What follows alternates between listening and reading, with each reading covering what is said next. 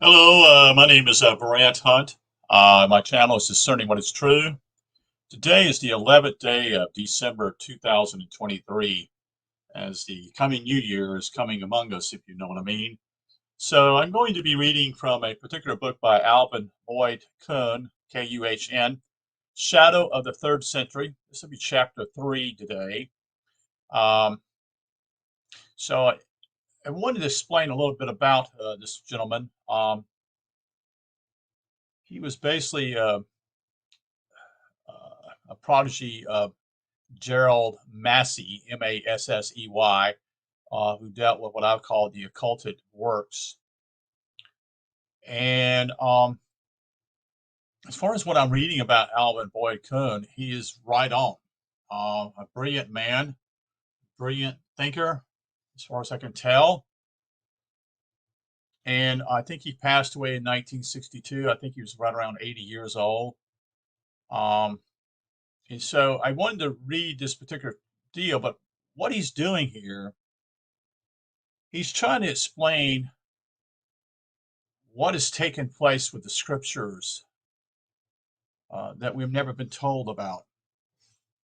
And he's not talking about the esoteric perspective here. He's actually talking about some other things that are disingenuous in some ways in the past, and how the church itself was not what I call very credible.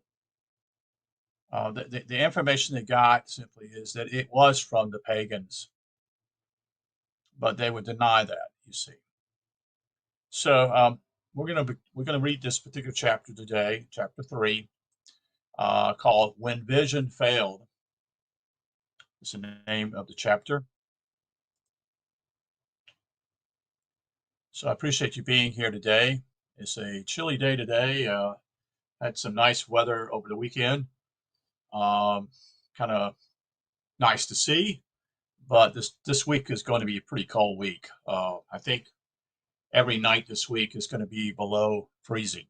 So looks like winter is going to be here for a little while, but we'll see.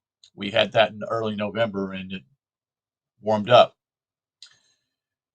Again, the chapter is chapter 3, When Vision Failed. And so here we go. The gist of the story here is to be unfolded in the narrative of a great and catastrophic failure of vision at a most critical point in world history. The major thesis of this presentation is that Christianity emerged to existence and grew to power as the outcome of a dire blight that fell upon the mental and spiritual life of the Mid-Eastern world in the centuries immediately preceding its upspringing. The theme to be developed is that Christianity took the form and did in consequence of a decay and degeneration of enlightened knowledge, and not at all from the dynamic energization, I should say, engendered by a new release of light and truth unknown before.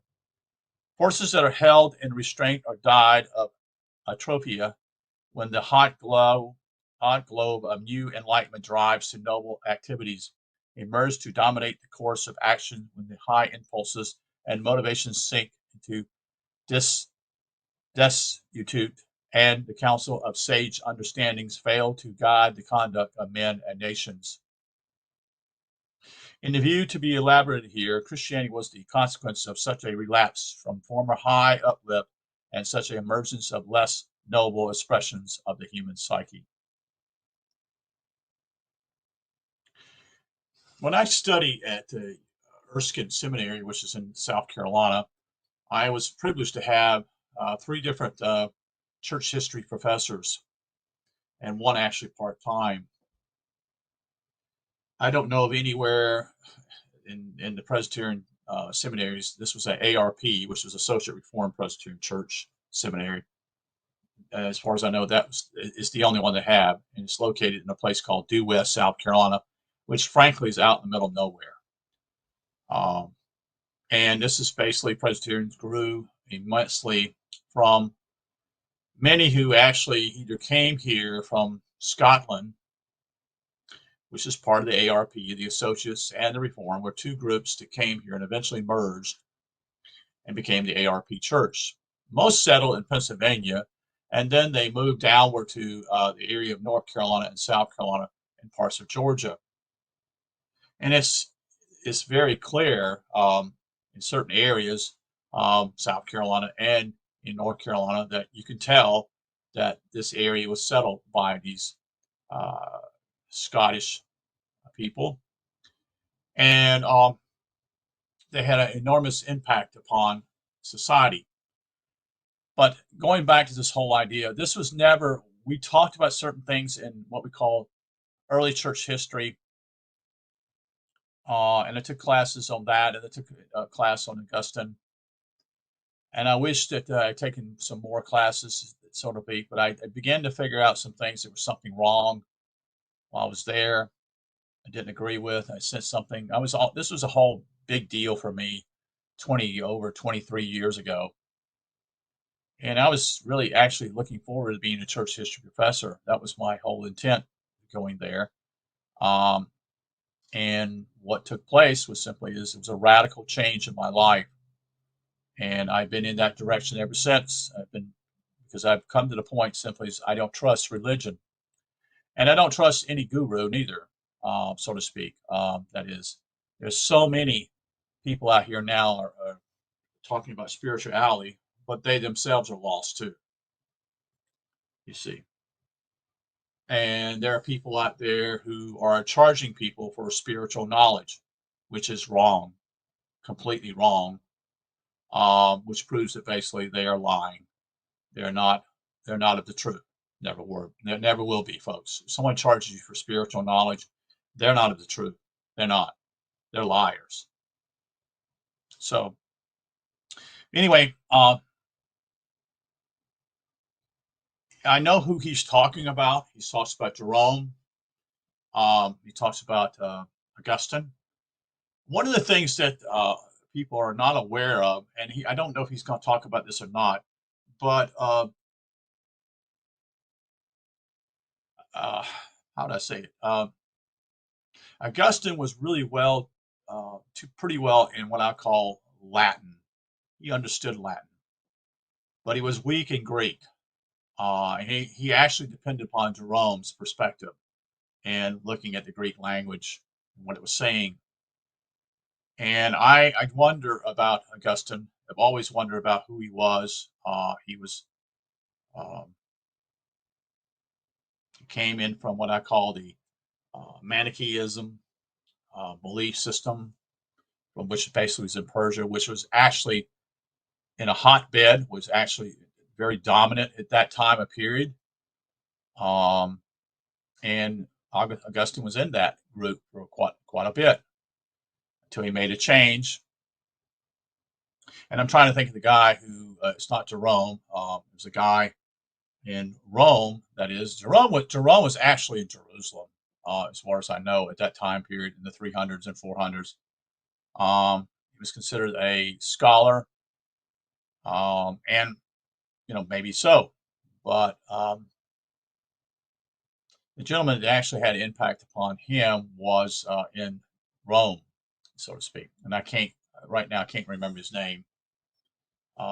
It'll come to me, so we'll see about that. But anyway, it's in very brief form of statement. The position to be taken and defended is that Christianity was the outcome of a defection of human interests away from the splendid Greek philosophy of Periclean or Platonian period, that is Plato's.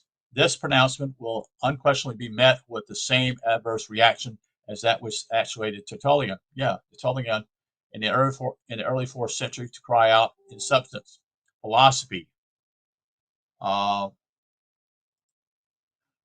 What has philosophy to do with the Gospels and the resurrection? Some would say. Well, interesting. What has Plato to do with Jesus of Nazareth? But is it this blindness of Tertullian that most Picaric dramatize for us today exactly the main clue in the proper historical analysis of the genesis and character development of Christianity, a failure of what we call intellectual insights, that is crass myopathy, both mental and mystical, was the factor that prevented Christian leaders from seeing that relation of kingship between Homer, Plato, and Proclus on the one hand and the Christian movement on the other, and that therefore set the stage for 1600 years of venal religiosism. Tertullian was also a church father. Also, uh, Ulysses is one of the major ones that was actually more of the early church history, um, and there are others. Most people don't even know who these guys are, especially what I call the patristic period, because they basically are not considered important today. The fanfare basically took place after these guys. Mainly Augustine's the one, the major player, and then later on we get into the Reformation. But we're not going to go that direction. I'm just kind of just sharing with you what I'm going on. But anyway, back to what we're talking about here, reading here. The answer that, let's see, Greek philosophy had all too little to do with the Gospels and Jesus of Nazareth, and that the Dark Ages were the result of that failure of connection between the two things. The undertaking here will be aimed to restore that fatal break of connection which became the cause and the most lamentable calamity to afflict mankind in the historical period. The book itself will constitute the ringing answer to Tertullian's challenge, which has lacked a spokesman for all the intervening periods. With a true story of how and why the loftiest wisdom the world has ever known, that Greek Platonism, generally speaking, had in minds of Christian zealots like Tertullian, nothing to do with the Christian upsurge, has at last been fully told. A new light of understanding will be thrown over the pale of history of the last 2,000 years. The African bishop indignant question has never had its competent answer, and it is the purpose of this work to give it. Yet, oddly enough, history itself has given a decisive answer. Although, like so much that history speaks to us, it has not been caught or recognized. Tertullian's own church came up with the answer when, in the early Middle Ages, it turned back to found its whole theological structure on the same Greek philosophy that the Bishop of Carthage has so violently repudiated. For about 2 centuries, the church developed its theology upon the principles discovered in Plato's Timaeus, and later, from some 8 centuries, it built still greater strength into the system through incorporating the elements of Aristotle's metaphysics. In the centuries of the most intellectual activities, the system of Christian theology, or ecclesiologism, itself proclaimed what pagan philosophy had had to do with the Gospels and with Christianity. And thus, by its own record and action, the Christian church advertised to the world its disbelief in its own original claims. Since it exactly reversed its former position by turning to these very philosophies it had so viciously declaimed against at the time of its inception. It turned to pagan literature to find authoritarian support for the alleged preachments of its heaven-sent Christ. Now, as history records them, the church's own acts shout so loudly that the world cannot hear what it says. Had a true Christianity that could have boasted of its affinity with Greek philosophy prevailed in and from the 3rd century, this institution would not have been thrown into the ungainly and ridiculous position of both condemning pagan philosophy out of one corner of the mouth and using it as the authority for its own doctrines out of the other. Yeah, good point. Good point.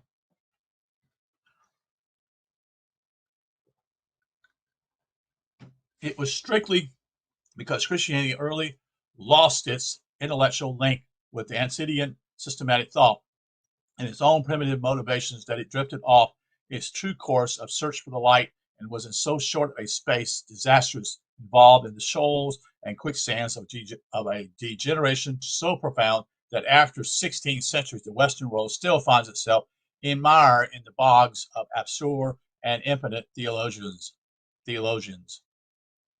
So bizarre, so irrational, and so irreverent to the normal life of the world has Christian theology indeed become that to all practical intents and purposes the church that fought for centuries over its metaphysical abstractions has at last dropped it out of the program. Sociology and humanitarian themes are the subject of Sabbath sermons in most pulpits these days. Theological doctrines are kept almost completely in the background. Correct. That's a major problem with many churches. They don't want to. They mix the mud. They don't actually come clean these days. They're very murky, very muddy. Um, they don't really. They really. I feel that basically these preachers have not been taught any theology in the first place. But that's another story. What seemed worth tearing each other limb from limb for in the fourth century is not even deemed worth a Sunday sermon now. The fourth century controversy settled nothing then, and the great subjects of conflict are still so hazy, indefinite, and vaporous that pragmatic sense has counsel, leaving the dogmas and creedal statements untouched. When ignorance comes to the front, it is its most characteristic trait to parade itself as knowing more than the wise. This phenomenon is manifested so voluminously in the run of events that crowded fast in Christian history after the movement had been given security, gained state control, grown arrogant, and pushed out all of its philosophies. The poor but pious devotees, finding themselves sitting in the offices of elders, deacons, priests, and bishops, began to regard their fate as wondrously superior to all the cults that Roman policies of tolerance and indifferences had permitted to flourish in the empire. Their exuberant confidence is found reflected even in their modern historian, that is Canon Farrar, Farrar, who in his Lives of the Father, Volume 2, page 503, writes to make the usual fulsome claim of the superiority over, in this case, a Manichaeism. Quote, the Manichaeism freely used the name of Christ, but it was with them the mere adoption of a symbolic phrase. Their Christ was not the Christ of the Gospels. He was to them the Spirit of the Son, S-U-N, the light spirit from the pure light element of God, not very man, but only clothed with a corporate semblance. Christ on the cross meant to them nothing but an emblem of the suffering of every soul which strives to become free. Quote, perhaps no passage could be found in a random search that would better illustrate the change that is here claimed to have occurred in the early Christian movement. A chapter could hardly do justice to what a full analysis of the passage and its implications would bring out. In a word, then, it has to be asserted that the church, which is a short run of years, had so far drifted from a basis of true apprehension as to condemn as outlandishly pagan a cult still seeking to identify the Christ as a divine light principle within the heart of every mortal, and as to declare it to be a poor and cryptic doctrine which made the Christ on the cross a emblem of the suffering of every soul which strives to become free. Had it in this very stand proclaimed itself sunk into a veritable morass of heathenism, deplorable beyond measure. Now, here I want to show you what is happening here. Okay, let's explain this. What's happening? Christianity itself took from these and others all pagan works, incorporated them into their particular theology in a lot of ways, and then what they did was they put down the pagans and basically do away with them. What I mean by doing away with them, killing them, eliminating, and basically destroying all their works except the works they wanted to keep. They wanted and kept those and used them later on for their benefit. Do you understand what's going on here, folks? You see, Christianity borrowed from the pagans all along because, see, they burned the libraries and they had the copies of those, and they still do. And what took place was that they made sure no one else had those copies, so that eventually paganism lost its way. You see, except small groups, and they were all hunted down. Seriously, folks, they were. Those who actually were part in this area, the Catholics, and this is who I'm talking about. The Catholics at this time chose to eliminate these small pockets of what I call those who were pagans, and they killed them. They downright killed them, and they got rid of all their works. They destroyed all their works, pretty much. And so in a couple of hundred years, when you don't have any pagan works you can read or look into, and you don't have any churches anymore by the pagans, or what we call temples, guess what? They sort of fade away, don't they? And that's why, the Dead Sea Scrolls are important and the non-Hammadi scrolls are important, because the Catholics thought, as others, that they were free. They thought that basically they got rid of all the works and it was no problem, such and such. They got rid of all the Gnostic works, um, the Essenes and others, so that there would not be any way anyone could contest against them. You see, and then they also basically had Augustine, their theologian, to basically destroy those who had the knowledge in their heads and were understanding certain things, and they were basically uh, some, not all were all eliminated, but they were basically banished from the church. They were considered heretics. You see, just to give you an idea. So the church itself today is completely has control of all things. You see, and that's why there's the attitude today in the last probably 100 years or 150 years. People are no longer inclined to follow the church in many ways. They refuse to see this. They see things that just do not add up. You see. Anyway, I've lost my place here. So, um, the passage cites from Farrar, Farrar, irrefutably proclaims the cult whose belief it expresses as being more pagan than the pagan system it unveils against, since it is assuredly more pagan to deny that the Christ spirit of light from God did become very man, in quotation, in its incarnation in all men, than as with the Manichaeism. To ascend or to assert that most majestic concept, the hybrid Christianity of the after period out pagans the pagans at every turn. That's right.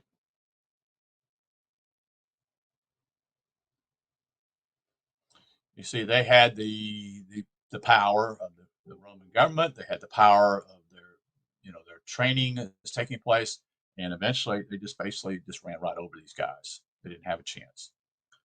Uh, Further food for reflection is found in the continuation of Canon Fowler's discussion when he goes on to assert that Augustine, in failing to regard the Old Testament as a progressive but incomplete and imperfect revelation, missed the true conception of this basics of exegesis, and strengthened his assertion by saying that Augustine was less strong as an expositor than as a dogmatism.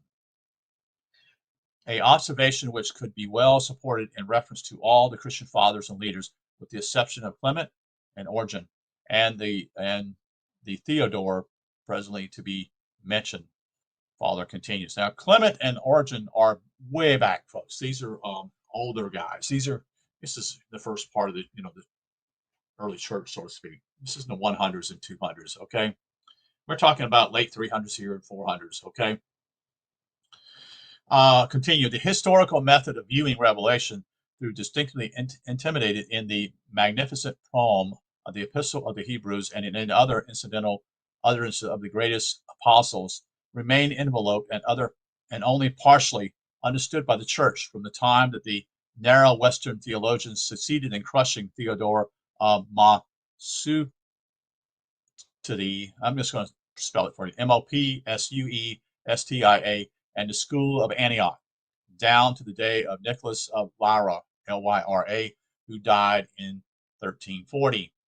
What far intimidates here is that a broader view of the historical method of viewing Revelation, which prevailed at an earlier time in the Christian movement, was soon supplanted by a narrow view held by Western exegetists. So there was a wide path at one point looking at things and such, and then it become very narrow. That's done on purpose, you see. It will be a part of the task here contemplated to refute even this assumed broader view of historical revelation, as far as it is based on Farrar and most other Christian writers' understanding of it and what they take to be the exemplification of it in the Old and New Testament. But at any rate, we have the canon express declaration that an earlier broad view was replaced by a later narrow one, thus omitting the chief thesis advanced and defended herein. And then the eminent churchman, writing less than 100 years ago, climaxes his paragraph with a sentence which could well stand as the digress of our first two chapters in a brief compendium of the whole study. Says he in volume 2, page 508, quote, "The triumph of Latin theology was the death of rational exegesis." And exegesis, what it means simply is to discern what the scriptures, what it means. It's the study of scriptures. It's a way of actually, okay, what does it mean here in Latin? What does it mean in Greek? Okay, So you have that perspective. And so what he's saying here is the triumph of Latin theology was the death of rational exegesis. So basically, rational, it went all over the place. Meaning it was no longer concrete. It was no longer a foundational perspective. You see. So true is this extraordinary pronouncement that has its pregnant implications been discerned and fully considered as a gauge of weighing conclusions in historical study over the centuries since the early day. Both Christian history and world history would have moved forward on a higher level of spiritual culture than was unfortunately the actual case. But the involvements of the canon, true statements, are too radically sweeping, too challenging for the truth of it to be openly accepted and taken to heart. It says something too literally glaring for common knowledge. It explodes too much dynamite in the face of all who would have to confront its challenges. It is far too damaging an admission. But what does it say? Nothing short of the fact that when the Christian movement passed from the eastern Mediterranean lands of its genesis and was captured by the churchly authorities in the more westernly Roman domain, it suffered a sea change, SEA change, quote, which left it completely transformed into something far other than what it was at the outset. The actualities and concomitants of this transfer have never been rationally or realistically envisioned. So you can continue here simply is that once they got in power and is in Rome, everything changed. Okay. The point simply is that there were people who were taking pagan things such as, and the Christians were in agreement in some ways, you see, but that all changed. It all changed. You see, power actually itself corrupts. It always does. And Rome was the power at that point. Not only militarily but also theologically. The fall of true Christianity came with and through this transposition of its own sponsorship and custodianship. When the new fervor of regional religiosism was transferred from the east to the west, it passed from the guardianship and fostering care of a race and civilization that was still bathed in the gentle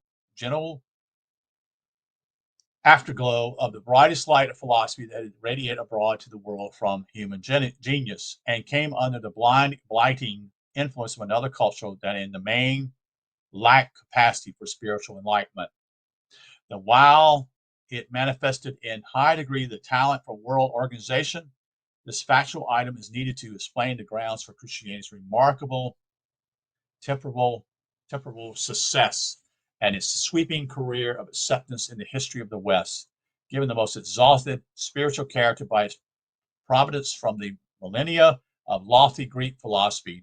It was taken up by the race gifted in extraordinary measure with the power of empire building, you see, and by its structuralized into a firm organic body of such coherence that it conquered the Western world. It did. It conquered the Western world. Had it remained in Syria and Judea environment, it would have shared the faith of Manichaeism, Neoplatonism, Mithraism, Docetism, Gnosticism, and the Zoroastrian faith. That is, it would have been carried on to become a cult of the inner spirit among limited segments of the population in the Hellenic world, and later been swallowed up along with the cults of esotericism named by the all-conquering sweep of Mohammedan fanatic dervishes. So you see, everything changed because Constantine one of the religion that would basically cover not only his western part, but also his eastern part too. And that worked for quite a while, till approximately 11 to 1200, when the Eastern Orthodox, the church in the East, that is, it was Roman Catholic, they began to break away, and they became the Eastern Orthodox Church with their headquarters in Constantinople. You see, and my thinking simply is and this is just my opinion. I think that mainly the major break was the language issue, but there was a lot of corruption in Rome. I mean, a ton of it. When you have three popes at one time, one in Avignon, one in northern Italy, and then one in Rome, vying for power, you already got a major problem. You see, and that shouldn't go away. People push that underneath the rug, and that's not true. It reveals how corrupt it was at that time, and still is.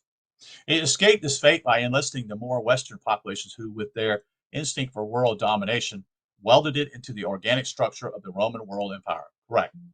So that it stood as a solid, so that it stood as a solid embodiment of power even when the political frame of that structure was dismantled by the northern horrors. No such measure of perpetuation and salvation could have been provided for it in the East. There it might have remained, along with Neoplatonism and Alexandrian synchronism, a cult of the esoteric philosophers, but it would never have set its leaders on the thrones of world political power, nor caused humble emperors of great nations to stand barefooted in the snow all night to receive the pontiff's apologies in the morning. But the transfer to the West and the gain in world power thus achieved, so far from crowing the religion with the glory of victory and spiritual transcendence, became, on the contrary, the march to a defeat so utterly and catastrophic as to have reduced it for centuries to a hollow mockery of truth, and a beguiling hallucination of the Western world. For in passing from the hands of the Hellenistic people with their genius for philosophy into the hands of the Romans, who lacked that same genius, but who could organize it for world conquest, you see, it, so to say, gained the whole world but lost its own soul. The precious soul, its loss, was what Farah called rational exegesis, but was in fact much more than that. It was the entire sense to interpret the ancient heritage of religious philosophy and the scripture spiritually, mystically, in a manner, in short, which is the characteristic that the Eastern Christianity had ever displayed to distinguish it from the Western Christianity, and marked it as an infinite superior thereto. He's talking about the Eastern Orthodox Church here. I may not agree with that, but anyway, the point simply is, but I understand what he's saying. It didn't get involved in what I would call power structures here, pushing this whole agenda of the Roman Catholic Church. Always, wherever they went, they did that. That was their agenda, and that should never have been part of any of that. But that's what it became. At a further point, it will be debated whether it would have been for the better historically if the Christian movement had remained in the East and retained its high character as a spiritual mystical cults for philosophers and religious intellectuals than to have followed the course it did, to become religion of shallow and banal esotericism, turning every hieroglyph of spiritual and metaphysical significance into a ribald literalism and historical absurdity. The point to be placed on record here is that by transfer from a philosophical gifted race to a worldly minded one, it gained dominance in the world at the expense of true messages of intrinsic uplift and illumination for mankind. Yeah, it did. Which at the time the Roman race was intellectually incapable of assimilating and digesting. It would never have been a Hellenistic theologian who would have cried out in bitter exasperation, saying, "What have Homer and Platonic philosophy to do with the Gospels and Jesus?"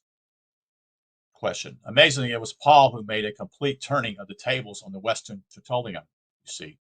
Reared in the intellectual, stimulating Hellenistic atmosphere of mystical spiritual philosophy, he practically demonstrated in 15 epistles in the New Testament canon that it was the Gospels that had little to do with a true Christos, with true Christianity, that is. For no intellectual intelligence to say theologian has ever claimed that Paul's lofty spiritual Christianity was in any way whatever the product of the evangelism that the Gospels represent as developing into Christianity. Paul's Christianity has nothing to do with the Christianity that is assumed based on the Gospel history. Proof of this is to be found in the historical fact that the promulgators of the gospel evangelism both openly and covertly arrayed themselves in opposition to Paul and his Christianity. When Paul journeyed to Jerusalem to meet for the first time the members of the apostolic group there, he would not have been received by them at all if it had not been for the intercession of Barnabas. Barnabas was a key figure here. They'd already, they were going to accept him, so to speak. But Barnabas kind of said, "Come on, let's talk about these things." The controversy between the factions and the theologians of Paul, the theologies, I should say, of Paul and Peter is well known. It is only by virtue of some internal predicament, not historically clarified, that Paul's writings did not come under the ban, a stigma of heresy, which fell with the force of a scourge upon the Gnostics, the Ophites, the Doists, the Ebionites, and other esoteric Christian groups, who incidentally, almost without exception, prevailed a brand of Christianity more legitimately entitled to the name than did Orthodox Christianity. So, yeah, I've done a work on the Doism church. We'll talk about sometime, which was in Africa. But anyway, back to this point. Leading theologians of the church, when constrained by the force of the factual data and their own counsels of sincerity, have with more or less hesitation and reluctance admitted that Paul's Christianity stemmed from sources of spiritual interest other than the movement allegedly historicized in the Gospels. The great apostle obviously did not carry the banner of the Nazarene evangelical crusade, but promoted the Egypto-Hellenic system of spirituality with such glowing power that it was found desirable to incorporate his letters in the canon, along with the body of literature that carried the sweep of the pious surge of gospel Christianity. And to summarize a mass of quotable material, many theologians have asserted that, but for Paul's contribution to evangelical and apostolic Christianity of his volume of Greco-Alexandrian Plato, and rather mysticism of the philosophy schools, the movement inspired austerity by Jesus the Avatar, that is, would have died out before the end of the first century. It was Paul's writings that redeemed it from its first status among cultural people of a scribal superstition and a rating of ignorant fanaticism generally. Yet this factor that saved it from enormity and oblivion is still harshly decried by most Orthodox spokesmen. So far has unschooled pietism carried mortals away from balance and rationality. Yeah, the idea of pietism is kind of, and I'm going to compare it to American pietism, and that is I put that under what I call revivalism. It's caught up in emotions. That's what it's caught up in. It's what we call the anxious bench that was used in upstate New York that drove David Brainerd, I think, crazy. I think it's right. I think that's David Brainerd, as well as I recollect. Carried mortals away from balance and rationality. Yes, it did. And you know what? Those areas are called what they call in that upstate New York area. It's what they call a burnover district. What it meant simply is these people didn't have any nothing happened genuinely to these people. Nothing. Their lives never changed, so to speak. Okay, just want to make sure you understand that, and that's part of this whole. And you see the completely difference. And I'm kind of getting out of it, but you have this idea of George Whitefield, who came here in America from England, such and such, and preaching what I would call revival meetings, such to speak, which was already on the boundary. But later on, you have what I call in the 1800s a completely different perspective. It was all about emotions and hoopah, a show for the people. you see, and have special music played, type of thing. And what the ancient bench was like, folks, is simply this. Um, they would continue to meet in a revival meeting, and they would put these people, they'll put so much pressure on these people who were actually considering Christianity, um, at the ancient bench, which was actually up front in the front of what I call revivals. That there was so much pressure put on them that eventually, with the time factor, I think that's the key deal, that eventually, it's like 1 o'clock, 12 o'clock, 1 o'clock at night, and it's like, I better make a decision here, or else I'm not going to get home, so to speak. And I don't know if I still have that work, but it deals with this whole idea of a major change in American evangelicalism too. And that two groups that actually were Protestant groups were immensely involved, and that would be the Baptists and the Methodists. And so you did no longer have what I call a high church perspective. I'm not saying the high church is correct neither. I'm not saying that either. They're just as ignorant as the ones in the low church. Okay, you see. But where I live at here, so to speak, in the South, and basically it's all Methodists and Baptists. There's very little else here, so to speak. But I've gotten off the tangent here, so let's continue on. Farrar was right, and more tragically right than he dreamed. The triumph of Latin theology was the death of rational exegesis. More than that, it came close to bring the death, as it certainly led to the death of rationale itself. Its effects soaring far beyond mere exegesis. It was the death of the highest moral and spiritual outreach that this globe had ever known, the death of philosophy, with its piercing insight into the nature and structure of man's life in the cosmos, his origins, his evolution, his destiny and glory, the death of reason in the councils of religion, the death by surrender of the human critical intelligence to the narcotics, let's just call it narcoticism, power of faith, the death of wisdom, knowledge, understanding, killed by the ravaged plague, fanatic zealots unknown before in world history. Correct. It's unbelievable. I'm surprised that this even is out here.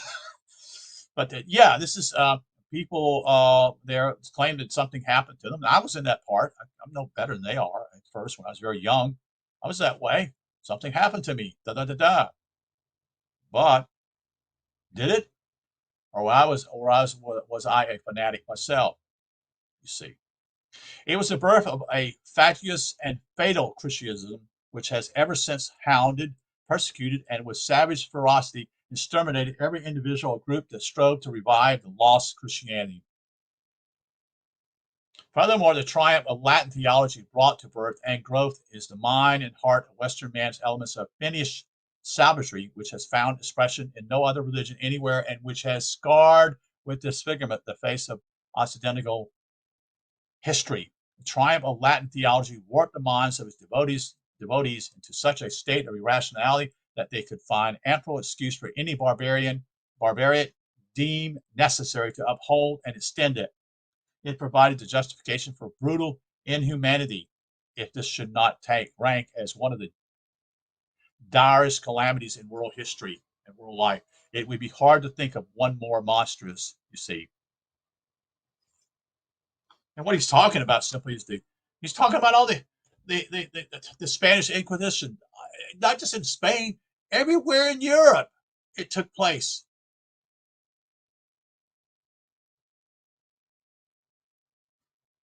And that's why you had what we call the Reformation. They were trying to reform the church. But the problem was simply the Reformed faith, such and such. Reform is still not dealing with what we call the foundation of this thinking, meaning that they built on false premise. They made the same error. There was no change in them. You see the Catholic, the Lutherans and the Presbyterians. Do you see? And then eventually there was another group that I talk about quite frequently, which is the Anabaptists. And Anabaptist does not mean anti-baptism. Please get that in your mind. They were anti-infant baptism, but they were still just a stray off of them too. But they were butchered by the Catholics, the Calvinists, and the Lutherans. That's a fact.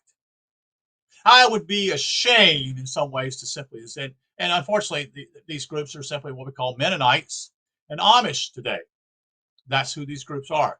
But they're completely lost too. They are lost just as well as the Catholics and the Protestants do. And what I mean by lost, they have no idea of the esoteric perspective of the Bible. The connection of theological cause with murderous results is direct and immediate. It was the Latin theology that crushed Nazism in the church. That is gnosis, knowledge. And what that meant for Western history can best be seen if we scan a passage from Kirchner, Kershner's work, Pioneer of Christian Thought, page 87. It must be remembered that Marcion was one of the greatest of the Christian Gnostics. Kirchner is speaking here, okay, speaking of him. Quote, if his teaching had prevailed, there would have been no auto de fe, no inquisition, and no burning of heretics by either Catholics or Protestants. It was the triumph of the imperialistic God of Tertullian and Augustine which led to the most of the latter horrors in the history of the church. Amen. The idea that the deity could do anything which he himself regarded as unjust or cruel seemed unthinkable to Marcion, Marcion. But this was not the case with his opponents. It was the common belief of the period, at least in Orthodox circles, that the joys of paradise would be enhanced by the possibility of witnessing the torments of the damned. Yeah, this is reality.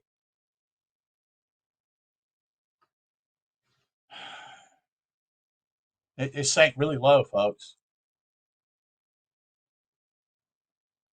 Are you aware that Augustine, who actually was involved in Africa, there was a couple of groups, churches that after the Roman persecution and what happened, the pastors of these churches, individuals, gave the Bible, that is one of their own the only copy they had, so to speak, and gave it to the Romans when they were attacking to save their lives. And then what happened when that was over with, these guys wanted to come back and take over the churches where they're at, and those people would not go along with it. And eventually Augustine stepped in and had the military to get involved with them, and basically they slayed them all. Get it? It's all that brutal, folks. You haven't been told the truth. You haven't been told the truth. Augustine had a great deal to say about this somewhat gruesome topic, but neither Augustine nor Tertullian represented anything unusual from the Orthodox point of view. A God who could condemn little children to the unending flames of perdition simply because some of their remote ancestors disobeyed his commands, representing an ethical idea which was later to write history in the torture chambers of I don't know how to pronounce this, Torquemada, the flames which consumed the bodies of Huss and Servilius, and which broke Jean Callis on the wheel only 2 centuries ago. Marcion theology at the worst would never have permitted such things as these. His moral sense was sound, and the world might have been better off if his heresy had prevailed. So what is he talking about here? I know 2 of these guys. The Jan Hus is the guy in what we call today probably Czechoslovakia, but at that time it was Moravia. And Hus was in the city. I'm trying to think of the city. Oh man, I know the city's in Europe. It's in Eastern Europe. And there were people. They actually went to war here, but that's not what people don't understand either. Hussites. I think this is what we call modern day Czechoslovakia, but this was Moravia at that time. And the King of Moravia was supposed to provide him safe conduct to meet with the Catholic bishops that were meeting to deal with this whole idea of what he was looking at. Now, Huss is not a Protestant here because there's no such thing as Protestantism at this point, although some would consider him a Protestant later on. The point simply is he has a church. It's in Prague. It's called, I think, the Bethlehem Church. I think it still exists today. This is back in the 1500s. And Huss was burned at the stake. He He was burned to the stake as a heretic. Okay, so with that, Hussites eventually warred against certain groups, and eventually they lost. They were the minority, and the Catholics just overran them. And but the problem was simply was the king at that area of Moravia basically gave in because of the enormous pressure from the Catholics. And so basically he did no longer have safe conduct, so to speak.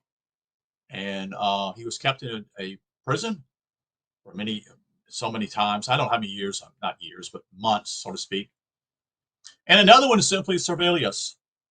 And Servilius is the one that deals with John Calvin, or Jane Calas, Calas. In other words, Servilius thought that John Calvin would be open to what he was sharing, and that didn't work out neither. And Servilius was killed too.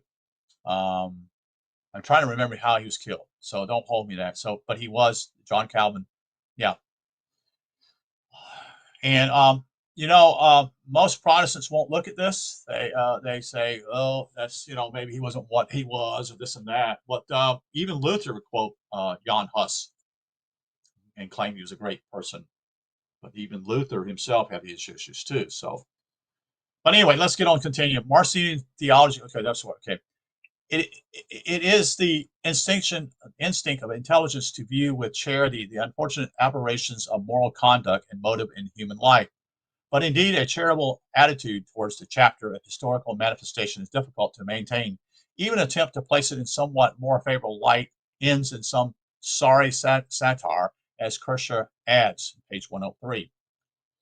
Quote, the Spanish Inquisition arose primarily because a tender-hearted monk wanted to save the wicked from eternal torture of perdition by tormenting them a little in this world to the end that they might abjure their heresies and be saved. That's where it started from. I didn't know that. I didn't study Spanish in the Inquisition. Well, we kind of went in general, but it was not that much. It wasn't gone in a lot of detail. If the monk's heart was so fiercely consumed by the love of Christ and his fellow men that he could bear, perhaps with holy joy, to see their limbs torn from their bodies and their radiance in flames, because he held a certain set of intellectual propositions to be true, and that they held a contrary set to be true, then we have at last isolated for unmistakably examination the cause of human cruelty, or the inhumanity of man to man that has made so much of the history of this race a red glare of liturgical fanaticism. You see. And William Tyndale was another one. Although William Tyndale's he's the one that wanted to publish the Bible in the English language. Okay. Now, he's probably what I would call more Protestant, but the Catholic Church in England had so much power, they got rid of him too. You see, when holy men turn to murder and glut their pious souls in a revel of it, the fault must lie in their minds. Yeah, they're very sick. They're very sick people, indeed. Most people don't know this. People have no idea what took place just 500 years ago. Socrates and Plato arrived finally at this conclusion at the end of their dialectic quest of a lifetime. Voltaire saw it when he declared that men's hearts are bitter because their minds are dark. This work will urge that the only salvation of humanity in its presence or any future junction is to cultivate philosophy instead of religion. And here, silhouette for up against the wall of history is in clearest outline, is the justification of that view. If it is true, as Voltaire shouted to us, that men will continue to commit atrocities as long as they continue to believe in absurdities, then it is a primary concern for the race of thinking creatures to make the utmost effort to determine what is absurd and what is sanely true. In other words, me and Phil Langdon talk. We feel it simply is that people need to have knowledge. They need to have knowledge to educate themselves. They need to understand the philosophy. They need to understand, basically, have something to stand on. That's what philosophy is about. It's being able to stand and be able to think. But we don't live in that age, folks, people. We don't. We're in worse shape than even the 1500s, in my opinion, because people just in a lot in a different world. They're caught up in what I call emotionalism. They don't want to know anything. They just want to, just kind of float along. You see, which is not taking responsibility of your life or any other ones.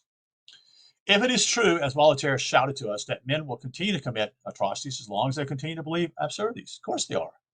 It's what takes place in Middle East, what takes place in other countries in the world, folks. You kill people because of their particular background of who they are or whatever color they are, you see. Then it is a primary concern for this race of thinking creatures to make the ultimate effort to determine what is absurd and what is insanely true, which is what I just said. Sorry, getting a little bit emotional myself. This, at last, brings us to the final point of determination between good and evil, the location of which is to be found in the pursuance of philosophy. It is the theme of our volume that is the 3rd century, the Christian religion, or its exponents, turned from sense to absurdity, and therefore, by Voltaire's prescription, committed atrocities. Arguments may dispute their terse summation, but history attests it's true. It's still here, folks. It's still here. There are people who are war, who will kill others, even in this country, even in the country here in the United States. If there was not laws to do with this, such and such, they would do this, which reveals their heart, doesn't it? Mankind, on the whole, has learned distressingly little from history. No, it hasn't. The history of Christianity in the Hellenistic world is brilliantly contrast to its history in the Roman world, should have fixed in the human mind a lesson and a truth that would have set the race on the royal road to a higher humanism, if not spiritual culture, far in advance of any progress it had made since Plato's day. Put summary, it seemed that Greece, which cultivated philosophy and exalted Christianity to the level of lofty philosophical system, imbuing it with the light of nearly divine genius for rational conceptions, rendered it an instrument on the whole of refined culture and general benevolence. The Roman West, however, which flouted philosophy, and for the rational cultists substitute the violence of faith and religious fervor, converted that same Christianity, if indeed it could be considered the same, into an instrument of appalling devastation, virtually dehumanizing its hallucinating adherents. Here on the blackboard of history stands outlined the vivid scenario of perhaps the most important lesson mankind has to learn. It points straight to the moral that in philosophy, not in religion, or any other rate, not in religion, rather render desolate a philosophical enlightenment by rabid emotionalism, is to be found the golden secret of the culture that will indeed save humanity from the Egyptian bondage under the dominance of a rampant animal nature. With the advantages now on the 1500 years retrospect, it is possible to understand why the closing of the last Platonic academies in the Hellenistic world will immediately followed by the plunge of the West into the long night of the Dark Ages. In fact, when we study the Dark Ages, there's nothing hardly there. And what I mean by that, there's hardly any history about it. It's immensely, very few writers, few this and that. It just simply went dark. It really went dark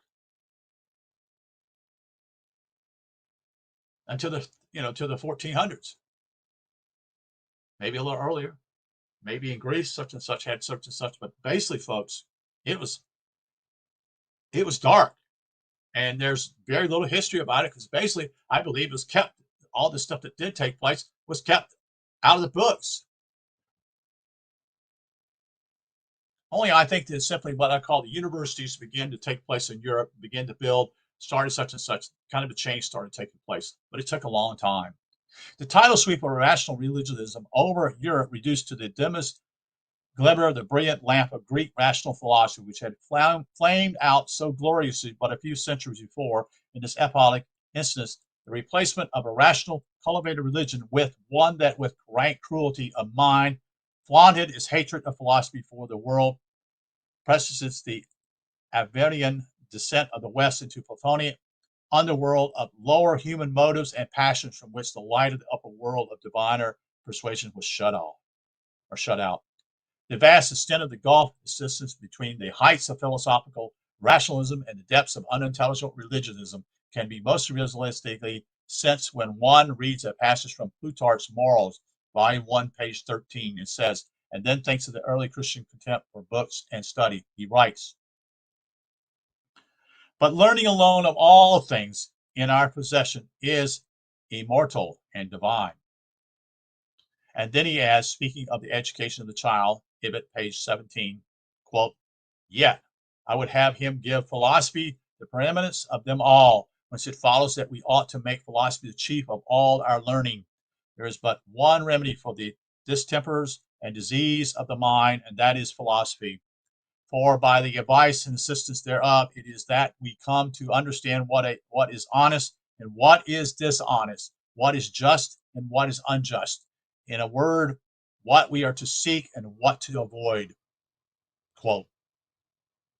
That's to the point there. That's very much to the point. Yeah, philosophy basically gets this stuff out in the open. Let's debate it. Okay, let's just debate what's going on, such and such. Okay, let's debate it and see where you stand on this such and such, and let's see how you can quote unquote give me your rationale of what you so believe or what you think is right or wrong. Then let's put it out there in the open. That was used to be done that way. That was during the Greeks. Now the Romans were preoccupied by basically conquering the world. You see, that's kind of the deal. But I'm not saying the Greeks were perfect neither. Okay. For consummated wisdom, this passage from Plutarch stands unassailed. The cultural salvation or exaltation of the human race will lag until the day when the religious elements so strong in consciousness are brought under control and ordered in harmony with the principles of understanding structuralized by philosophy. There's not room here for dissertation on psychological science, although it properly belongs to the context at this point. But modern psychology is close to demonstrating that the grasp of a sound philosophy is a prime requisite for the retention of sanity. Indeed, it has already done so. Like man's body, his mind can only maintain its health when nourished with proper food and enough of it. Infinitely more delectable than the pleasures of feeding the body is the joy of feeding the mind. Amen. Plutarch's assertion that there is no remedy for distempers and disease of the mind, but philosophy should come as this exogenous in world life as the answer to all these problems, which is so critical to confront the problems of education today. I'll take a little break here. Some water.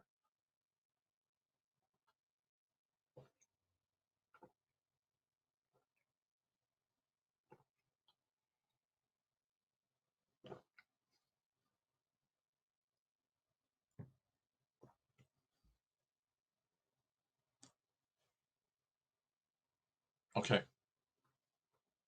Philosophy is the science of meaning, and there is no escape from the recognition that what life means to a mortal is what it will be to him. The sudden rise today of the science of semantics is a good sign of better things, for it centers values again on meaning. The soul for whom the multitudinous events of life have little or no meaning is of the lost soul. It has not found itself and knows not wherefore it exists.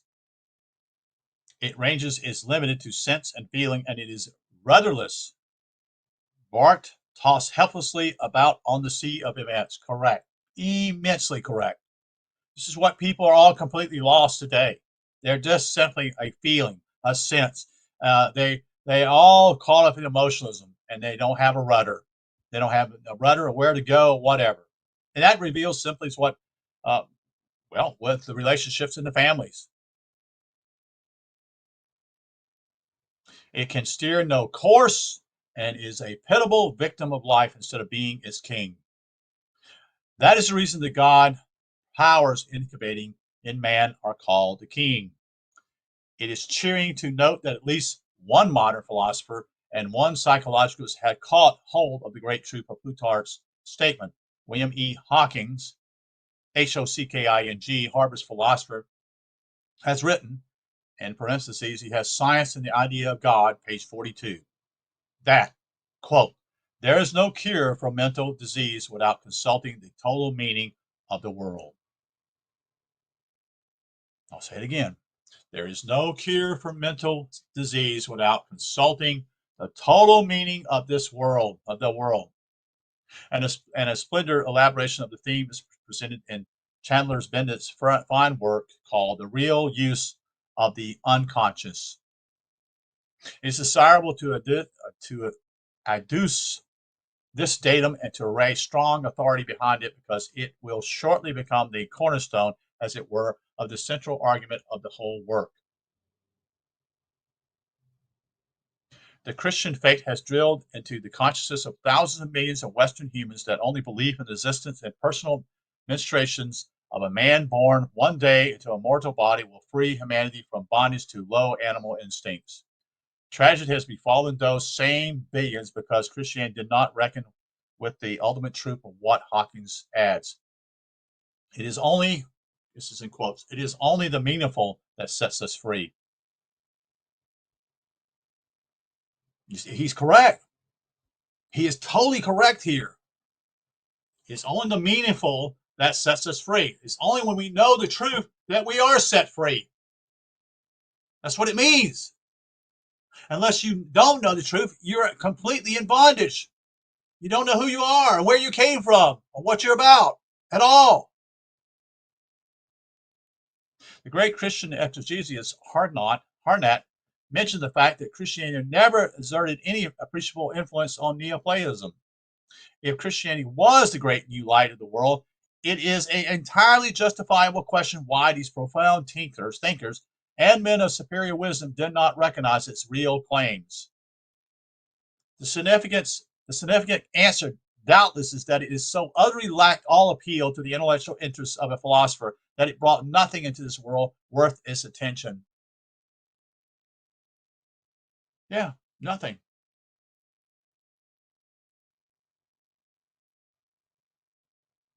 And the sad fact, this is my perspective here, I'm just jumping out here. The sad fact that these people who are involved in these churches, such and such, they believe they're going to heaven. They believe that. They believe it. It's not going to happen. It's just not going to happen. God was not some stupid person, folks.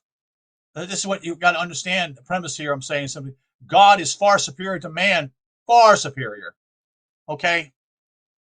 Why would he actually support the stupidity of the churches from this time? Why would he be involved in that? He would not have been a part of that, period. Ever.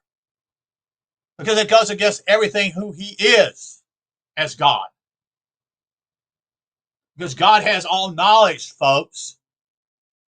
He's not caught up in emotionalism. He's not caught up in being caught up in what I call what's in the now, what's so popular.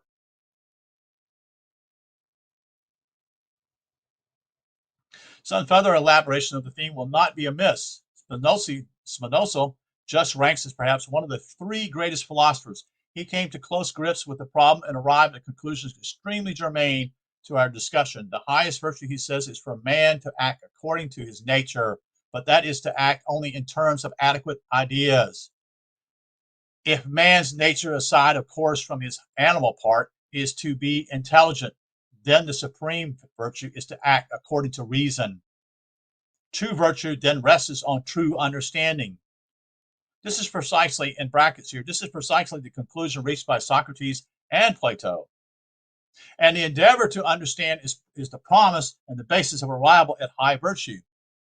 This is the end equivalent to man's innate instinct and desire for what self-preservation, as his developed intelligence is the supreme necessity as well as instruments of his ability to prolong his existence. Virtue is to act according to the laws of one's own nature. Knowledge of those laws then is the first condition of right action. There's a book out there. I have it here in the bookshelf. You know, there's these quotes we hear this all the time with the political, especially the Defense Department. Might is right. MIGHT is right. Bullshit. That's why we're in such a mess. Might, meaning military power, which is just to go over people and run over them and destroy them. And the problem should be right is might, meaning having a rightness and having a moral integrity of who you are. Is what it means. But we somehow think that, oh, God is with those. This is the presupposition here, that God is with the winners. When in reality, it isn't. It's not even close. And most people think this country, America, is such a great country. And yet, for over 150 years, we've been destroying other countries in the world. Militarily, or any other way.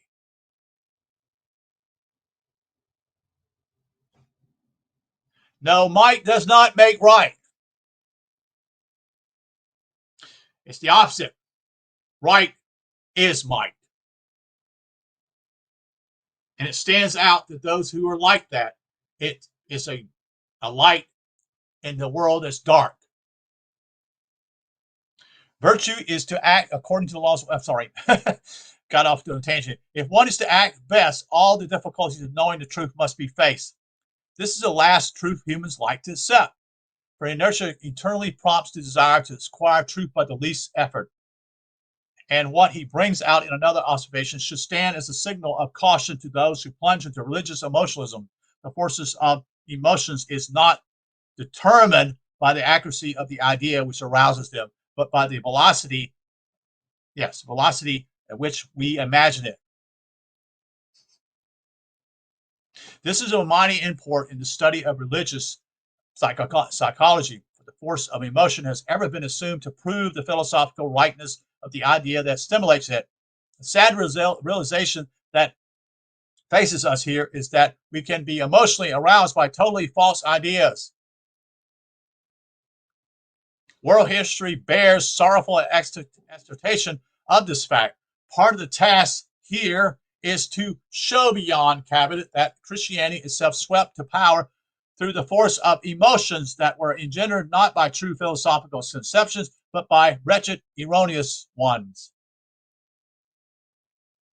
And I've done I think it was a couple of days ago, did a video on Solzhenitsyn. He just spoke the truth. As far as I know, I don't know if he was a Christian or not. That's not important. That's not even relevant. I know he had a belief in God. I don't know if it was Christianity.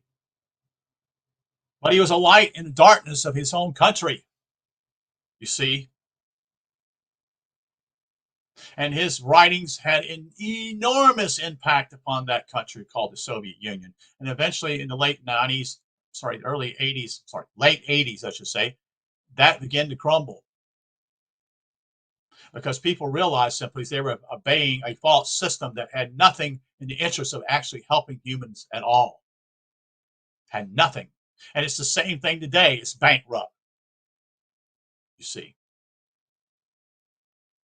The actual practice of ethics, declares Spinoza, is in balancing of the emotions. What factor is present or available to determine the true balancing? Obviously, only the faculty provided by God for this very purpose. That is the reason, which in turn must be based on intelligence or knowledge. To know the modification of the mind and the emotions involves a profound knowledge of the nature of things. The emotions which make for true good are understood only as the nature of the mind itself is understood, and mind is determined by the nature of the intelligible universe of which it is a part. This is why the ancients insisted that religion had for its prime and highest aim a knowledge of the gods. For these gods, be understood at last, were graded modifications, as Spinoza would call them, of God, total and universal intellectual being or mind. To know anything, the mind of man must know God, concludes the philosopher. Because man's mind, being a fragment of the mind of God, to know one's own mind is to know God or that portion of him. And it's not talking about what your thoughts are, your emotions of who God is, folks. That's not knowledge. That's not. And we live in that particular, oh, it's a great feeling. That's what we live in today. And it's been like this for basically Oh, a long time, 50 years. And it's bankrupt.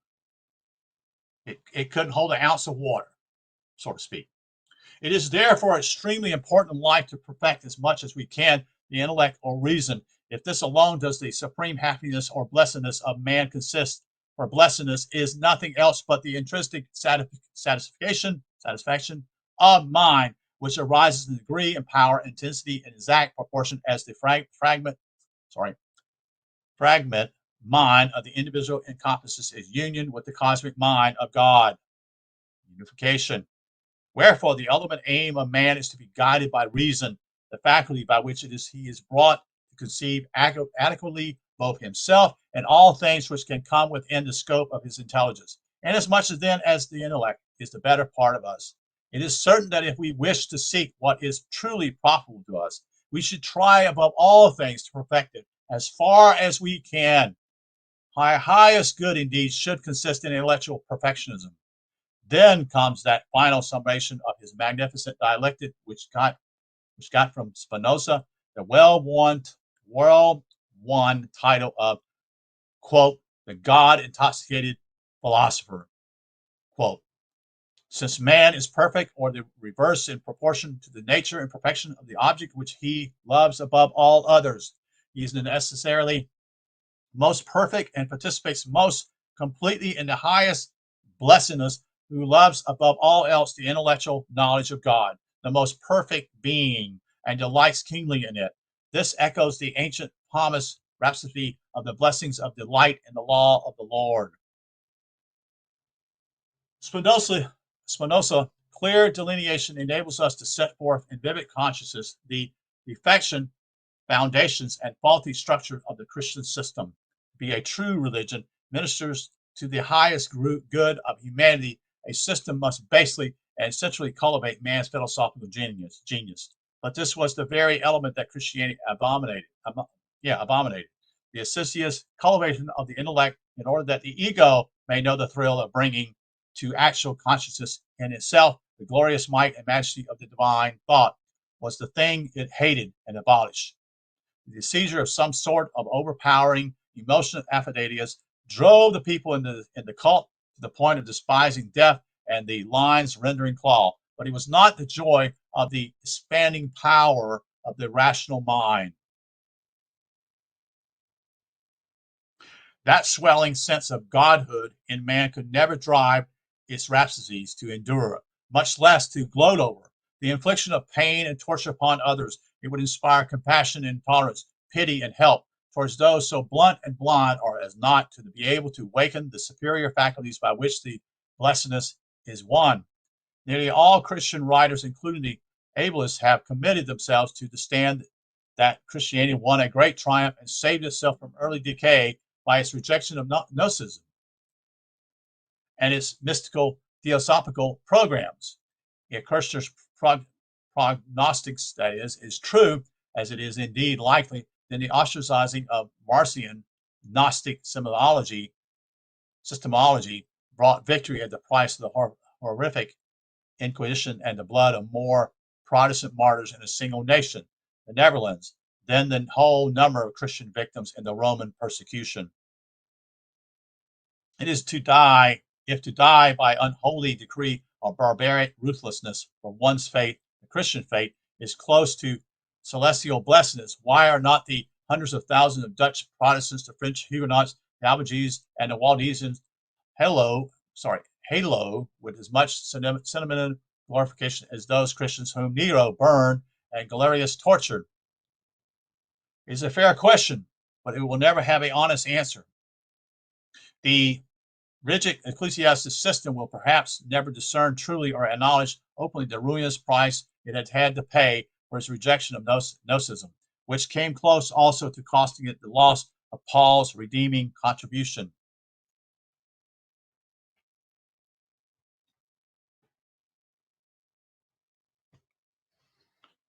So what he's talking about here is the four groups that I see. The Waldensians, which is from Peter Waldo, which I know who he is somewhat. We just basically hit on him barely. But he was one of a good help. He was one of just help people, the poor. He was actually a very rich man too, folks.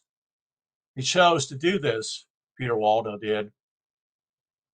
He went to the poor and helped them. Many. Well, we won't get into that. We'll just. By its reputation, the injection of all philosophical components, it both then and later has had to suffer the humiliation of admitting that it has so impoverished itself on the intellectual side that it had to come begging for the enlightened help with Greek intellectualism could supply to it to escape the haunting oblivion. Again and again, concrete history has turned with grim irony but poetic justice to administer a condign and humbling retribution to the cult that sanctified ignorance and strangled the divine instruction in instinct in man, delight in knowledge, joy of intellectual understanding. In his The Beginnings of Christianity, page 160, George P. Fisher says significantly that it was a natural sequence of the stagnation of philosophical speculation after the productive period was over and of the mutual conflict of the various systems that Greece developed schools of skepticism and cynicism, and it's out of a skepticism and cynicism, or just a vacuum of philosophical neoscience, that there arises a fell religiousness of pious fervor, irrational belief, and sheer faith. To fill this abyss, many resorted to the highly dialectic rationalism of Neoplatism. Fisher says, calling it a form of mysticism, which, while it afforded a refuge to the believing, yet perplexed the minds of shallow capacity, naturally this most exalted system of rational philosophy, perhaps over expounded, proved too reconcile for all but a few, very few.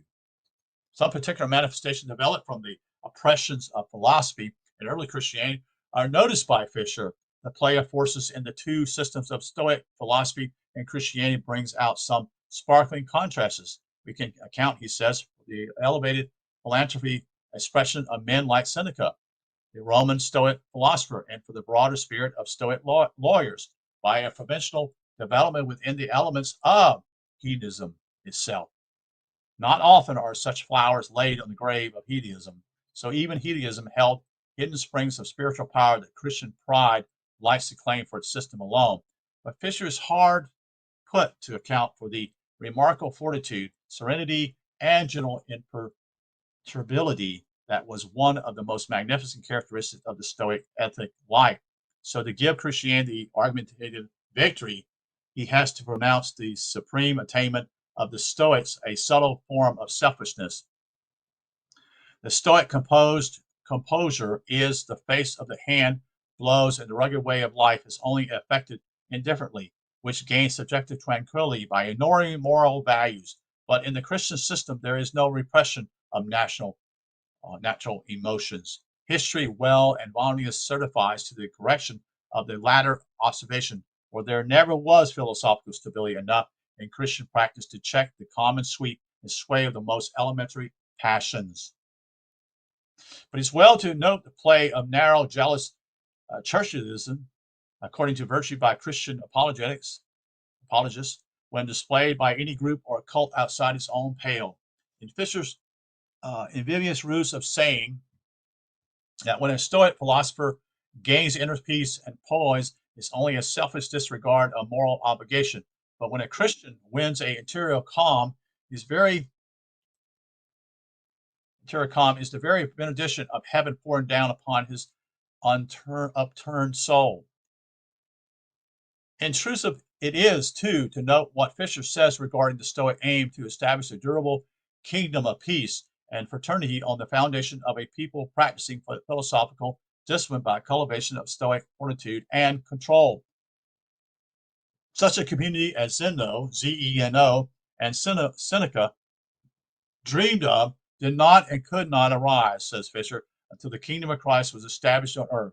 Then these obscure aspirations and grand but impossible visions became a reality. Thus, Fisher asks us to understand that the advent of the personal Christ in the first century established the kingdom of Christ in human society, and that there has been the reign of utopia since that epoch. No, there hasn't. That's my point. Anyway, if so, one has to ask him where it is. Yes. Where is it? Where is it, folks? That's a good question. Only lately, nations long dominated, or shall it be said, long sanctified by the influences of this kingdom of Christ in the form of the faith assumably founded by the Christ himself, came close to exterminating each other in savage ferocity. And this was the result of the Christian virtue of not repressing national, not national, natural emotions. In this case, those of greed for power and the affiliate insanity of military proudness. If the Christian utopian had become a reality over these 2,000 years of historical record, it's little wonder that men have given up on utopian dreams. Fisher says that Stoicism aimed to find the source of strength and peace within the individual himself. But even the bouquet thrown to the paganism is somewhat wilted by the doubt whether this virtue does not let Christ down by managing to get onto the fortitude without imploring his help and giving him the credit. Again, the laurels of disputation have to be placed on Christianity, brow, that is, in discussing the Stoic virtue of self purification. The Stoic philosopher gains it by way of the selfish and unsocial path of mystical contemplation, hugging its raptures all to himself, while the Christian pursues it by the daily practice among his fellows of all the virtues. By what right, it must be asked, does Fisher decide for us that the Stoic does not carry the products of his lofty contemplation to his daily practice? Question. His implication that he does not entirely a unfair assumption. Surely he who meditates on high virtues is the one most likely to practice them. The sad fact is also that the record shows how lamentable the Christian population in those early times did not practice the common virtues. That's a red flag, folks. That tells you a lot right there. Okay. Next to the expressly noticed in Fisher's statement in page 185 that in Cicero's time and in the century that followed, faith in the immortality of the soul was mostly confined to men imbued with the Platonic influence. This, the greatest boon and blessed assurance to brace men in his moral struggle, was the possession mostly of men under the high influence of Platonic philosophy. What then must be thought of, that is, of the thinking processes of the man who wrote this? With only 5 pages ahead of it, he asks, what were the actual resources of philosophy? What power had it to assuage grief and to qualify the soul for the exegesis of life and to deliver it from the fear of death? The philosophical hedon had no source of consolation in bereavement. The philosophy that postulates the immortality of the soul left the mind cold and comfortless. He cites that in some of Cicero's letters, there is nowhere the slightest reference to God or to a future life. From all of this, we are to conclude that when a pagan holds the philosophy of the soul's continuity of life and posits the existence of God, it is a cold abstraction and utterly futile. But when a Christian holds the same principles in his abounding faith, they irradiate him with celestial beatitude. For what else can be made of such sophistication and causality? Causality. Another drink of water here.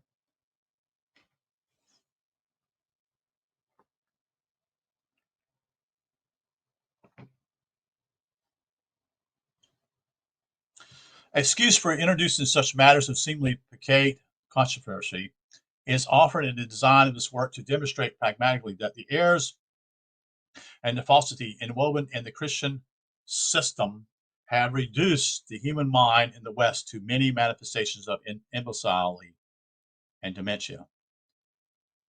It is a legitimate procedure then to put on display by such animated versions of the prostitution of even the scholar mind of Christian apologists to form and modes of disingenuous and chicanery.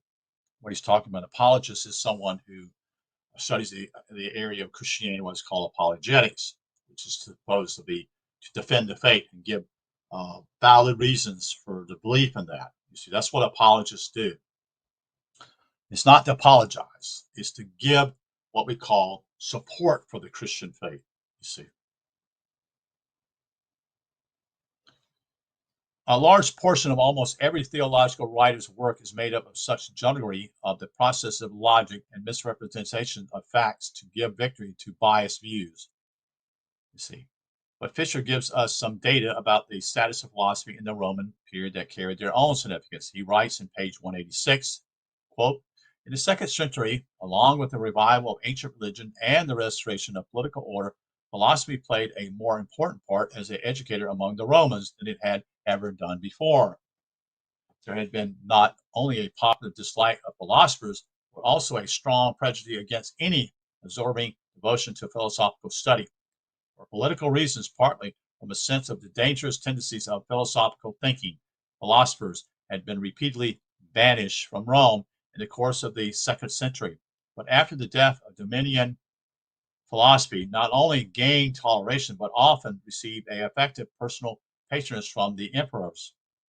There was still a popular antipathy from the supposedly uselessness of studies and discussions of this nature, and from the pharisaical character of many who were devoted to them. The human instrument of great power over the life of an imperial population, which must be regulated and dominated, had always had reason to fear philosophy. It tends to kindle such enlightenment among its students that makes them rebellious against the repressive measures of tyranny and the regimentation of mass control at a base level. Emerson had told us that when a thinker is let loose, traditional institutions and vested interests tremble because they don't want you to be able to think, folks. They don't want you to think on your own. They don't want you to be someone to say, excuse me, hello, you got a problem here. We're on the wrong side here in this conflict. What are we doing? You know, they don't want that. They don't want someone who can think on their own, on their own. You see, that's the reason why you don't have, this is my take, this is why you don't have politicians who are philosophers. Because they're not philosophers, folks. Okay? Politicians aren't philosophers. They're liars. That's what they do real well. They lie to people and to get in office. But the problem is simply is the people are so undereducated because they're not understanding what's being said or what. They just love to be emotional about it. You see? Do you see that? It's all over us. It's all over the place. This is why this country's a fucking mess. Because these guys lie. But anyway, this was in the second century, he says, just when the emotional surge of the new Christian faith was gaining initial force. The populace continued to have philosophy, but it is safe to surmise that when men of deeper discernment began to see a new danger arising, greater than any presented by philosophy, from the menace to the state inherited in the wild fanaticism of the Christian rabble and their complete nonconformity with traditional religious customs, they deemed it a point of wisdom to disseminate the precepts of philosophy, which would strengthen the general loyalty of the citizenship towards the state and discourage disobedience. Both benevolent governors and tyrants have found it judicially as saving militia and police to utilize religion as a sedative and narcotic to lull popular grievances to quietude and inconveniences. But when, as in this case, religion itself grows fractions and threatens, there must be a resort to violence. This measure was seen in the persecutions or to the gentler persuasions found in philosophy. Thoughtful and instructional minds have always regarded philosophy, or at any rate a profounder studentship, as an antidote to fanatic religionism. Today it is the cry that sounder education must be employed and vastly intended to ensure democracy against the ills arising from inadequate instruction and incompetent thinking. It must have been much the same discernment that induced the leaders of Rome, in Rome life, as in the Roman life in the second century, to bring back the banished philosophers and give intelligence its chance to cure the crazy religious distemper manifesting so dangerously. This was almost certainly the motivation behind the sudden and glorious outburst of ancient Sadducees under the name and form of Neoplatism, engineered by Ammonius, that's Ammonius, Saccas, Saccas, Numenius, Numenius, and Platonius and their associates, for it came in the 2nd century, but the sorrowful destiny of the world brought in about that this time religionism won its most desirable battle against philosophy, the rueful outcome between being 1,500 years of dark ages, from which there has not yet been emergence. Further insight into the strange workings of scholarly minds assessed with the Christian persuasions has to another excerpt from Fisher's book in page 189, where he says that when we look back upon the ancient philosophy in its entire course, we find it nothing nearer to Christianity than the sayings of Plato that man is to resemble God. It is not often in religious polemics that an outright denial of the factual truth of a statement has to be made, but it has to be done in this case. Fisher's declaration is glaringly, outrageously untrue to fact. Amazing truth is that Platonism and ancient philosophy in general, on its esoteric side, of course, is infinitely nearer to true Christianity than historical Christian ever has been.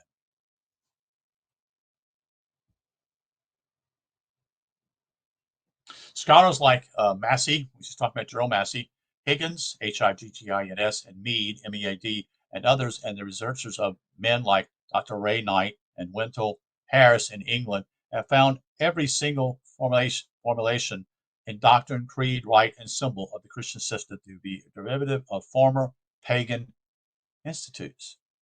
Not only were all these antecedent constructions near to the nature of Christianity, they were that true Christianity itself.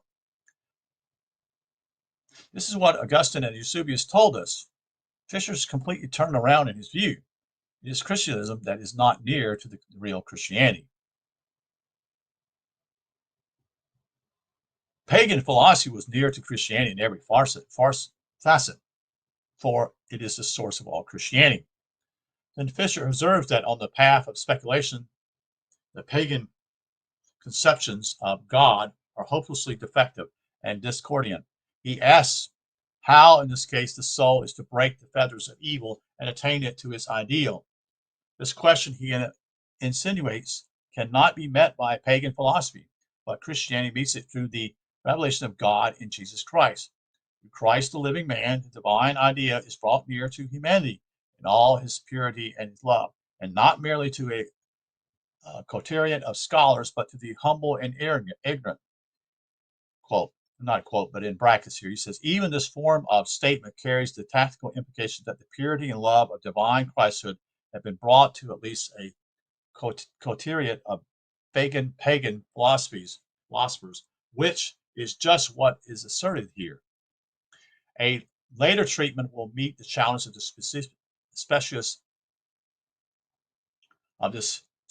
argument of advance here by Fisher and again by nearly all other Christian protagonists. It must be passed over at this place with the sentiments remarks that by the time low Christian mentality had converted the body of arcane wisdom, its rites, symbols, and allegories to a form what we call simple, enough for the concrete apprehension of their interior import by the uneducated rank and file of the humble and ignorant. He had made such haste of it that it had ever since been totally incomprehensible and unintelligible to anyone. But to the untutored masses, most of all, it is profound discernment, never yet clearly enough perceived, that when the high, abstruse conceptions and recognitions which tax the genius of a Aristotle or a Spinoza to formulate clearly to the understanding, even to the most capable minds, are converted by adroit maneuver into a form assumedly readily comprehensibly to untrained simple minds. Value has long disappeared. This strange claim is true because to make it intelligible to naivety of mind, it has to be brought entirely from the realm of abstract metaphysical conceptions down into the world of concrete thinking or things. In other words, vicarious represented by a physical symbol. You see, and then ensures the tragedy that the naive mind takes the symbol for the reality, since its power to see beyond the symbol to a metaphysical reality is feeble. so that to simplify it is to falsify it for the simple-minded. This is a process which for the discerning and competent ends in intensify cognitive meaning, but for the unintelligible ends is actual falsehood. The symbol is not the reality. It is a helpful tool for those trained to use it. It is the cult, C-U-L-T, of falsity to the ignorant. By the time the pagan doctrines of the birth of Christhood in man had been put forth for lowly mental grasp as the birth of a baby on December 25th, year one, it was no longer true, but fatally misleading. By the time the crucifixion of divine mind power on the cross of existence in the fleshly body had been concretized as historicalized as the agony of a quivering body of human flesh on a wooden cross. It was no longer true. By the time the dismemberment of the unit power of Christhood with the giving of a portion to every human for his divine transfiguration from within had been made comprehensively as the actual breaking of the loaf of bread into fragments, it was not true. By the time the descent of the monad from the logos of divine intelligence into the water of the human body had been clarified and simplified to poor mental capacity as the baptism of a man in the Jordan River, it was a delusion and a snare to uncritical thought. Instead of enlightening him, it would hallucinate him, because his ability to lift it from the concrete to the spiritual sense was non-existent. And by the time the incarnation doctrine had been made plain as the descent of God's radiant being into the physical corpse of one man so that the simple minds could see it, it was an outright mockery of truth. The entire claim of Christian partisanship is that this religion alone made the entire body of reconciled doctrine clear and simple to the humble and ignorant, by presenting to mankind God's revelation of the whole of his nature in the living character of Jesus. But this is precisely the low form in which a doctrine of infinite reach and complexity had to be revamped in order to win the interest, you see, because it could thus reach the physical sense. People incapable of abstract conceptions were the ones Christianity chose to arouse to emotional extravagances, disdaining the philosophers, you see. But true esoteric vision sees that this is to risk the almost certain danger of wrecking the whole system with just those lowly ones it is designed to enlighten. So you don't bring it down, folks. It's just, you see what I'm saying? Oh, its risks turn truth into untruth because undisciplined mentality cannot lift the symbol or the personification back to the metaphysical world, where alone its truth is liberating. Crude conceptions end by taking the concrete image for the factual substance of truth. The glyphs, the symbols, and the personification used by ancient sagacity to instrumentalize for human thought the realities of the non-medical world are like the species and legal tender issued by a government for general representation of value among the people. You know what he's talking about there. Legal tender, paper money, it's not real. Doesn't have any value. Only what people believe in it, you see. It's not real money, you see. In of themselves, they are worth little or nothing.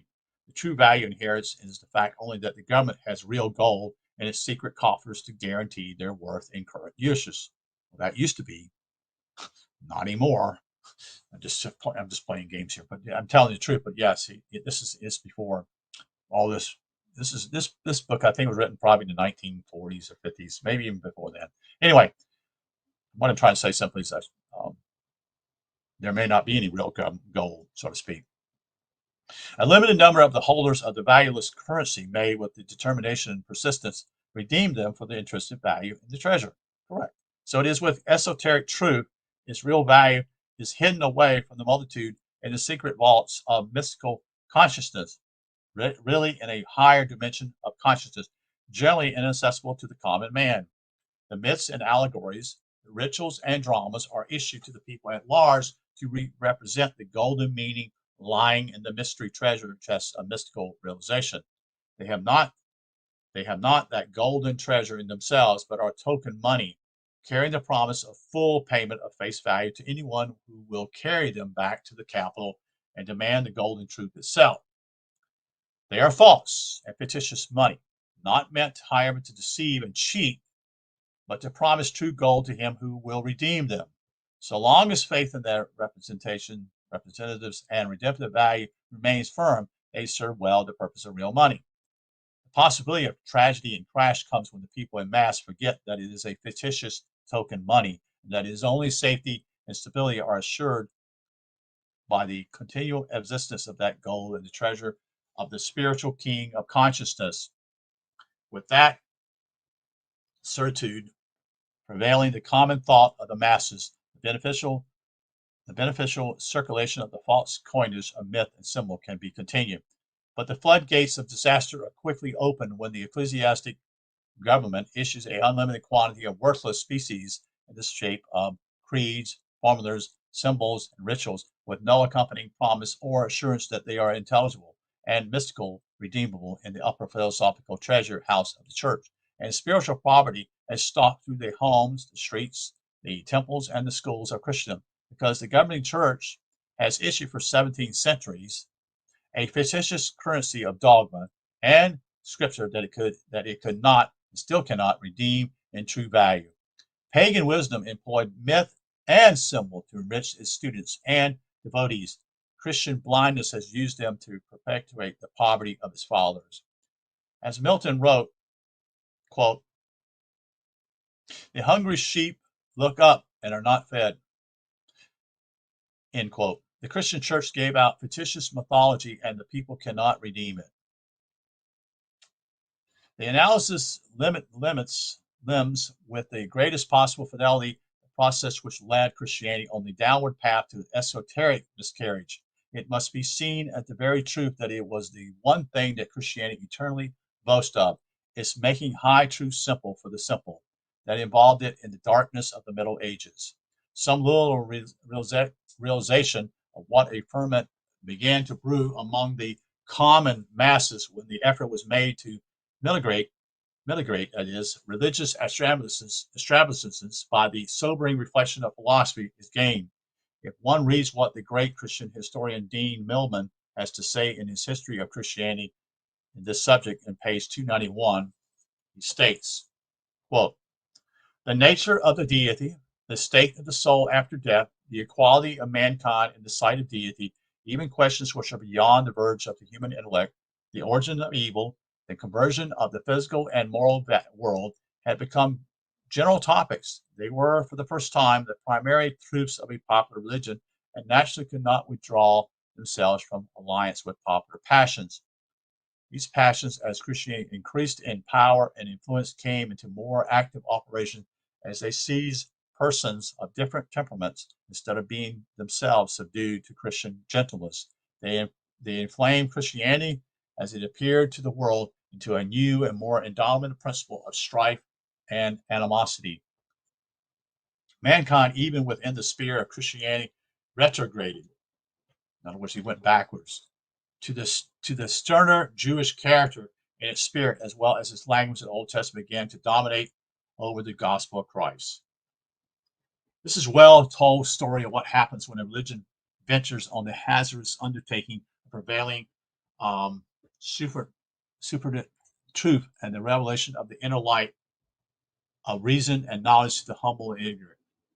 Dean Millman dramatizes it for us as he happens in early Christianity, what is more banal and dispiriting than to listen to efforts of the common people to give expression to their crude ideas of what the virgin birth, the immaculate conception, vicarious atonement, forgiveness of sins, the Christ's death on the cross for the salvation of man, the miracles, the flood, the Jonah whale allegory, the star of Bethlehem, the crossing of the Red Sea, now the Reed Sea in modern Bibles, or any other biblical construct means to them. To hear the common run of popular intelligence set forth its crude conceptions of these high verities, I should say, is still cruder language in its affiliation to any emancipated mind. Its revelation of limited misunderstanding and bizarre notions is nothing less than painful. Nothing is truer than Millman's statement that the preachment of a unphilosophical Christianity generated a popular passions with no balance wheel of philosophical knowledge to hold them in restraint, and that these passions seized upon the multitudes and inflamed Christianity, making it a bundle of mistaken principles which turned sincere people, misled by error, into groups of fanatics, breeding animosity. Millman rightly says that under the influence, Christianity retrograded, and whether to explicitly Jewish modes of character matters not. The important fact is that it retrograded, and it suffered this fate when the rabble laid desecrated hands on the esoteric philosophy, and rested not till it had reduced every noble principle that exalted union of intellectual and mystical experience to a crude literalism, in order that the most stupid might hug to his heart the concrete illusion, the physical shadow of metaphysical realities. When the movement has sunk to the lowest point among the ignorant multitude, it became impossible to instruct the followers of the church in the nature of the Christ as a spiritual love in the heart and piercing intelligence into the mind. The desperate situation called for a desperate expedient. The strategy of ignorant priestcraft saw its advantages. The crass stupidity of the vulgar, whom the church has gathered under her wing, promised its sweeping success. Demons must have exulted in hellish glee while angels wept, for the crafty resort was the strategy of giving the people the Christ as a man. People imperviously to lofty ideas and conceptions cannot be led to worship such tedious things. A man at least could engage their imagination and hold their superstitious loyalties. So the Christ became Jesus. When the bewildered human of no enlightened instruction can discover no rock of salvation within the dark alleys and including streets of his own interior consciousness, he will be cheered and deluded by the assurance given to him in his childhood on impressive authority that there once was a man in history to whom he can resort when in mental and moral defect. Such a inculcation calcins, emanating from an institution halo with the prestige of ages, made impressive by the embellishments of gilded beauty of temples, music, and ceremony, is well calculated to sweep the ignorant world of average people. This is the victory that Christianity won. And I'm going to conclude there at this point. Get a little bit more going in this particular chapter. So I'm going to take a break here, and then I'll come back and read the rest of it here. So I appreciate you being here. This is straight up straight. This is good stuff. Um, da, da, da.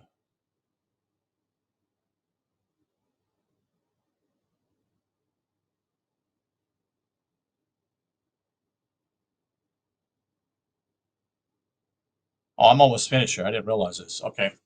Himself in the this is the victory that Christian one is the only philosopher who can free himself from hypnotizing seductions without at the same time throwing overhead in violent resentment as does the atheist the prime and priceless metaphysical values that are traversed to nonsense by gross literalization, who is likely to escape from a lifelong obscuration of his rational mind.